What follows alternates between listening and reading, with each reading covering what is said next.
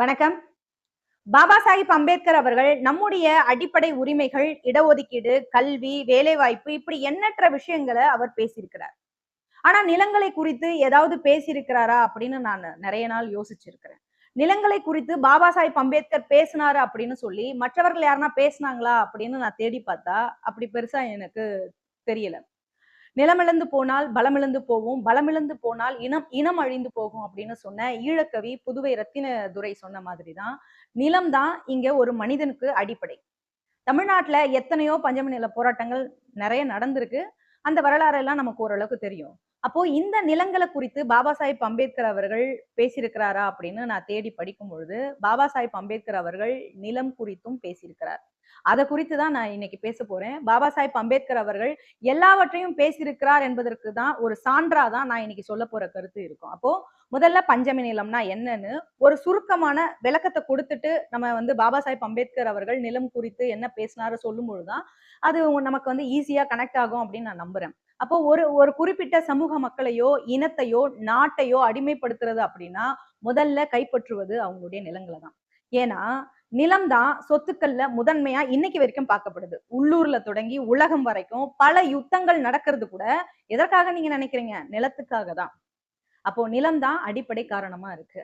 அந்த அடிப்படையில 1891ல அக்டோபர் 5ல செங்கல்பட்டு மாவட்டத்தினுடைய பொறுப்பு ஆட்சியரா இருந்த ஜேம்ஸ் தீரன்மீர் என்பவர் பட்டியலின மக்களுக்கு இந்த சமூகத்துல அந்த மக்கள் படக்கூடிய அவலத்தை அவங்க போக்குற விதமா அவங்களுடைய வாழ்நிலை பத்தி ஒரு பெரிய அறிக்கை ஒண்ணு தயாரிச்சு ஆங்கிலேய அரசு கிட்ட அவர் தாக்கல் பண்றாரு. இந்த தீரன் மின்ஹெர் அறிக்கையை ஆங்கிலேய நாடாளுமன்றத்துல 1892ல மே மாசம் 16ஆம் தேதி விவாதத்துக்கு எடுத்துக்கிறாங்க. அந்த அடிப்படையில பஞ்சமி நீளம் தொடர்பான சட்டம் செப்டம்பர் 30 1892ல இங்கிலாந்து நாடாளுமன்றத்துல நிறைவேற்றப்பட்டிருக்கு. அது நடைமுறைக்கும் வந்திருக்கு. அப்போ பஞ்சமி நீளம் சட்டப்படி இந்தியா முழுக்க பல லட்சம் ஏக்கர் விளைநிலங்கள் தலித் மக்களுக்கு பிரிட்டிஷ் அரசாங்கத்தால எப்ப கொடுக்கப்பட்டது? 1892லயே கொடுக்கப்பட்டாங்க. அது மட்டும் இல்லாம நிலத்தை கொடுத்தது மட்டும் இல்லாம இந்த நிலங்களை மற்ற சாதியினர் அபகரிச்சிடக் கூடாது அப்படின்னு சில சட்ட திட்டங்களை வரையறுச்சு அவங்க இந்த நிலங்களை கொடுத்திருக்காங்க. அப்படி அரசு பல சட்ட திட்டங்களை வகுத்து விதிமுறைகளை வகுத்து கொடுத்திருந்தாலும் இந்த விதிமுறைகள் சமூகத்துல சரியா செயல்படல. இந்தியா சுதந்திரம் அடைஞ்ச பிறகு தலித் மக்களினுடைய பல லட்சம் ஏக்கர் பஞ்சம் நிலங்கள் ஆதிக்க சாதியினர்கள் அபகரிச்சுக்கிட்டாங்க. அப்ப நேரடியா ஆதிக்க சாதியினருடைய பெயர்ல இந்த பஞ்சம் நிலம் இருந்தா செல்லாதுங்கிறத புரிஞ்சுக்கிட்டு ஆதிக்க சாதிகளுக்கு அடங்கி போகக்கூடிய அவங்களுக்கு அடிமையாக இருக்கக்கூடிய இன்னொரு தலித்தினுடைய பெயர்ல பதிவு செய்யற வழக்கத்தை இன்னைக்கு வரைக்கும் கடைபிடிச்சுக்கிட்டு இருக்காங்க. ஒருவேளை ஆதிக்க சாதியினருடைய இந்த விஷயத்த அதாவது இந்த பேர் மாத்தி போறதுக்கான விஷயத்துல ஒத்து போகல அப்படின்னா நிலம் வச்சிருக்கக்கூடிய தலித்துகளை அவங்க நிம்மதியா வாழ விடல, விவசாயம் செய்ய விடாம கொடுமை பண்ணியிருக்காங்க. எந்தெந்த வழியெல்லாம் இடையூறு செய்ய முடியுமோ அத்தனை வழியிலும் இடையூறு செய்திருக்கிறாங்க.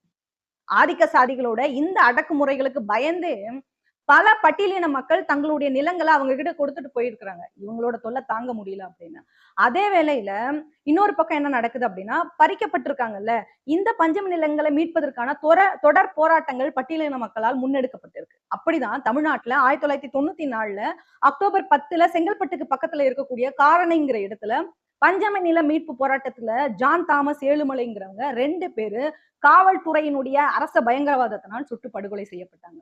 இன்னைக்கு வரைக்கும் பல கமிஷன்கள் போடப்படுறாங்க பஞ்சமி நிலத்தை மீட்கணும் அப்படின்னு. திமுக அண்ணா திமுகன்னு மாறி மாறி மாறி ஆட்சி அதிகாரத்துக்கு வர்றாங்க. ஆனா யாராலையும் தலித் மக்களுடைய பஞ்சமி நிலத்தை மீட்டெடுக்க முடியலங்கிறதான் உண்மை. நமக்கு நிலத்துக்கான தேவை என்ன? நமக்கு யார் நிலம் கொடுத்தா? அந்த நிலங்கள் எப்படி யாரால் பறிக்கப்பட்டதுன்னு பஞ்சமி நில வரலாற ரொம்ப சுருக்கமா இங்க சொல்லியிருக்கேன். ஏற்கனவே நான் பஞ்சமி நிலம் குறித்து விரிவா பேசியிருக்கிறேன்.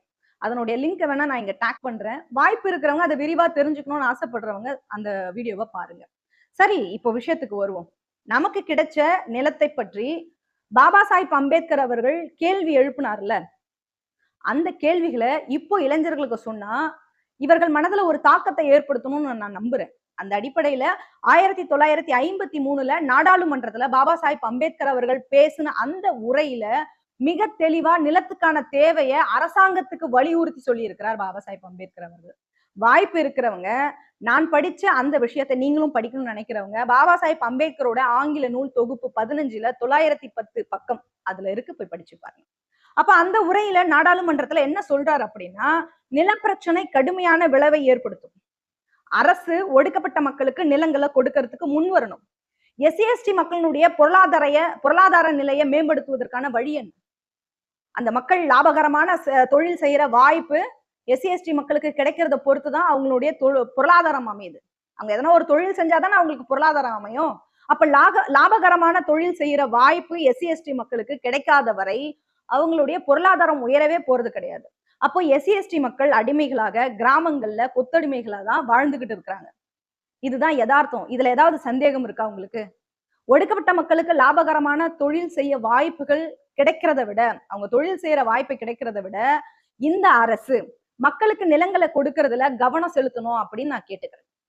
ஒடுக்கப்பட்ட மக்களுக்கு நிலங்களுக்கு சொந்தக்காரர்களா மாறிட்டாங்க அப்படின்னா, ஒடுக்கப்பட்ட மக்கள் நிலங்களுக்கு சொந்தக்காரர்களாக மாறிட்டாங்கன்னா, யாருக்கும் அவங்க பயப்பட வேண்டிய அவசியம் கிடையாது. அவங்க ரொம்ப துணிவாவும் சுதந்திரமாவும் வாழ முடியும். நான் சொன்ன இந்த கருத்துல யாருக்கும் எந்தவித கருத்து வேறுபாடும் இருக்காதுன்னு நான் நம்புறேன். அதனால அரசு ஒடுக்கப்பட்ட மக்களுக்கு நிலங்களை கொடுக்கறதுக்கு முன் வரணும். முதல்ல ஒரு ஒடுக்கப்பட்ட மக்களுக்கு கொடுக்கிற அளவுக்கு நிலம் இருக்கா? 2வது, நிலம் வச்சிருக்கிறவங்க கிட்ட இருந்து நிலத்தை பெற்று அரசு ஒடுக்கப்பட்ட மக்களுக்கு கொடுக்க முடியுமா? 3வது, அரசு கிட்ட நிதி உதவி பெற்று ஒரு ஒடுக்கப்பட்ட மக்கள் நிலங்களை வாங்கிக்க முடியுமா? அப்படியான யதார்த்தமான சூழ்நிலை இங்க இருக்கா?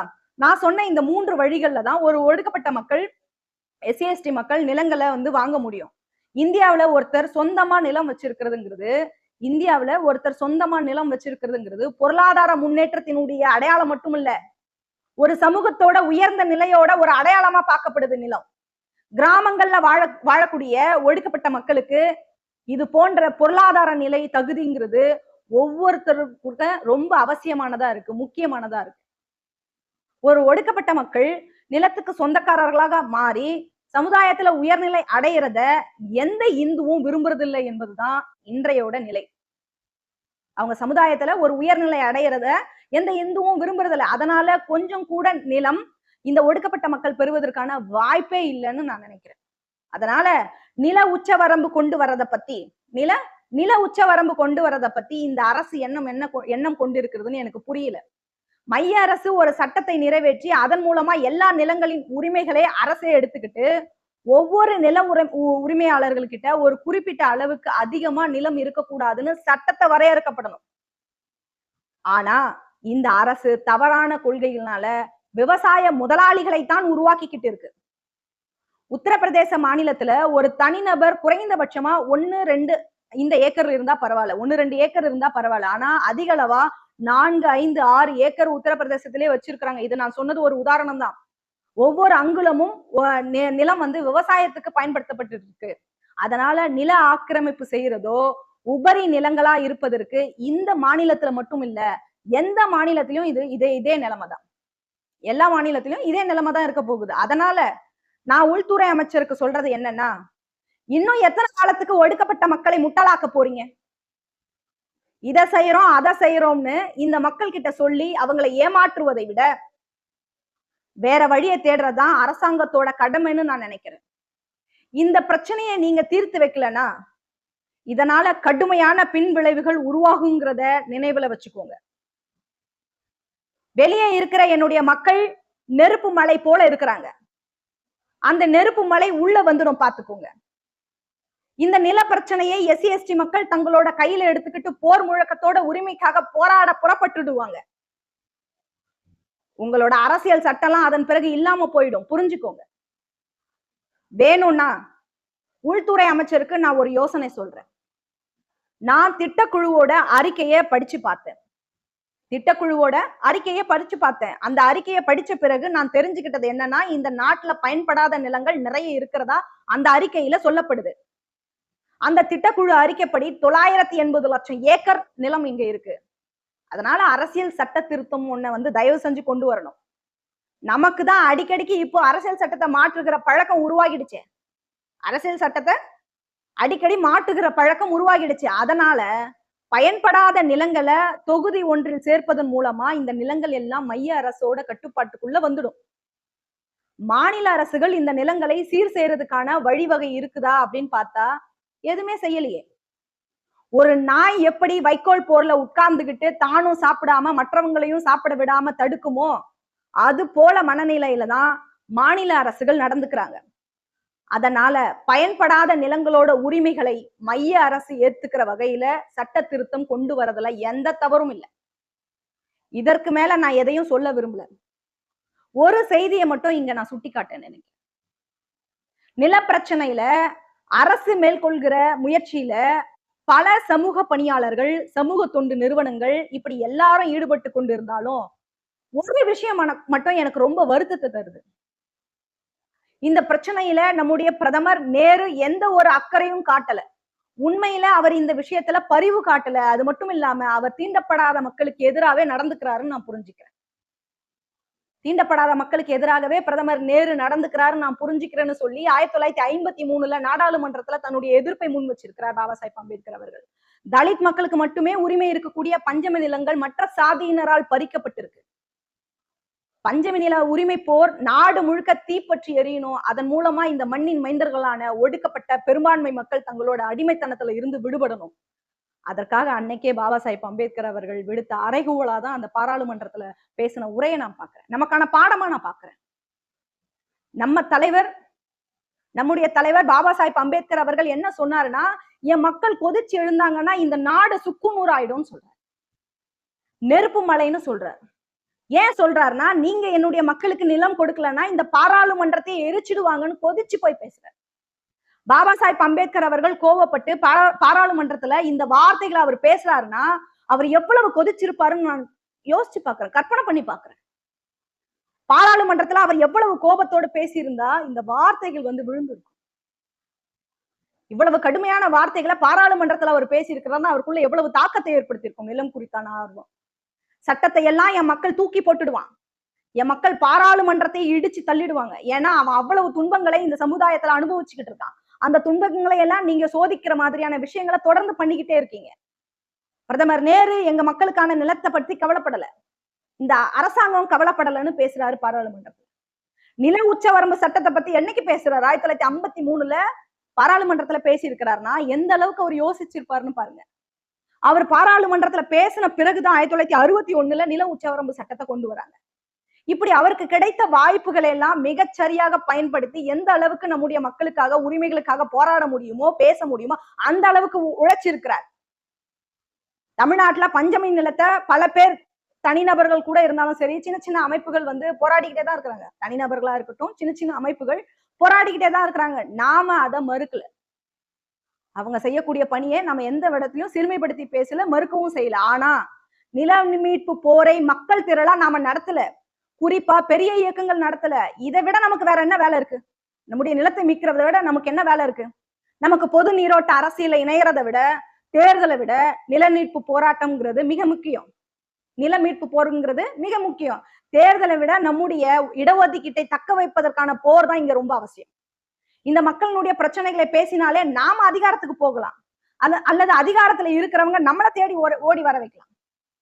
நாம போய் யார் கூடயாவது ஒன்றிணைந்தாதான் நாம வெற்றி பெற முடியுங்கிற மனநிலைய திரும்ப திரும்ப நம்ம மக்கள் கிட்ட உருவாக்கிக்கிட்டே வரும், விதைச்சுக்கிட்டே வரும்.